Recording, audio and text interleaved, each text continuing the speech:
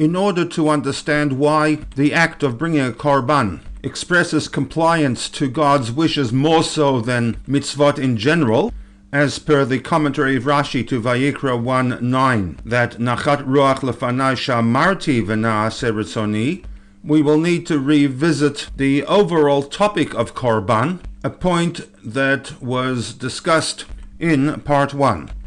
We noted that of the Tariag mitzvot, approximately 100 concern the bringing of a korban. Most of the major commentators grapple with the reason for the sacrifice of animals in biblical times, and there is a broad range of options available, beginning with, on the one hand, the RAMBAM, who maintains that the purpose of korban was to wean the people away from polytheism. Offering sacrifices was an activity with which society as a whole was involved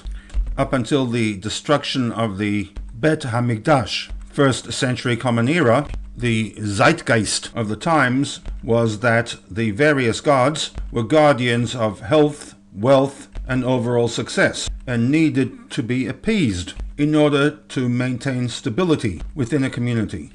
If monotheism was to remain a viable force in the minds of the Bnei Yisrael, argues the Rambam, the offering of animals needed to be retained with a slight shift of emphasis. Rather than offering the sacrifice to one of God's creations, the sun, the moon, the stars, the wind,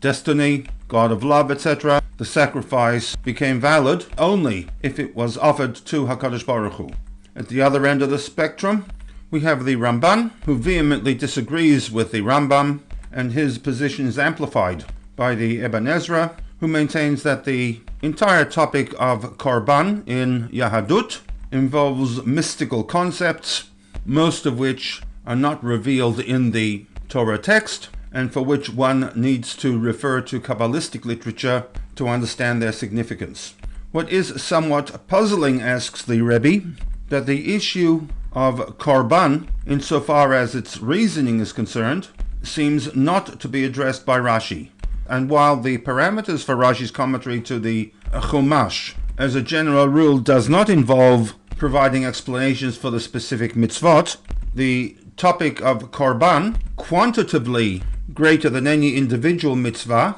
and qualitatively these mitzvot were a central pillar in the relationship between man and God, in that they related to the Mishkan, the medium through which God dwelt amongst the nation. One would have expected Rashi at some point in time to provide us with a reason for the offering of korbanot within Judaism.